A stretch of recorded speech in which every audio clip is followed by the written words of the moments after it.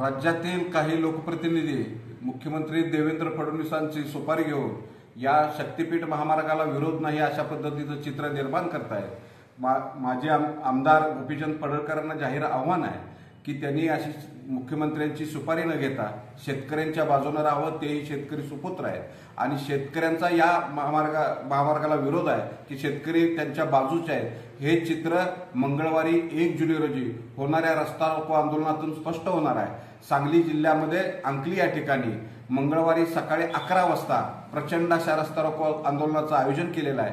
तर सांगली जिल्ह्यातल्या शेतपळ्यापासून सांगलीवाडीपर्यंत सर्व शेतकऱ्यांना माझं आव्हान आहे की या रस्ता रोकोमध्ये तुम्ही करो या मरोच्या निर्धारानं, अभी नहीं तो कभी नहीं या न्यायानं, म्हणजे आज जर तुम्ही आंदोलनामध्ये आला नाही तर या जमिनी जाणार, तुम्ही उद्ध्वस्त होणार, हे डोक्यामध्ये ठेवून लहान मुलांसह, बायका पोरांसह, जनावरांसह तुम्ही अंकली या ठिकाणी मंगळवारी सकाळी हजारोंच्या संख्येने उपस्थित राहा आणि निश्चितपणाने मला खात्री आहे की हा रस्ता रोको प्रचंड यशस्वी झाला तर सरकारला 2 पावलं मागच घ्यावे लागतील। त्यामुळे करो या मरोच्या निर्धारानं जिल्ह्यातल्या सगळ्या शेतकऱ्यांना माझं आव्हान आहे की मंगळवारी सकाळी 11 वाजता हजारोंच्या संख्येने अंकली या ठिकाणी उपस्थित राहावं।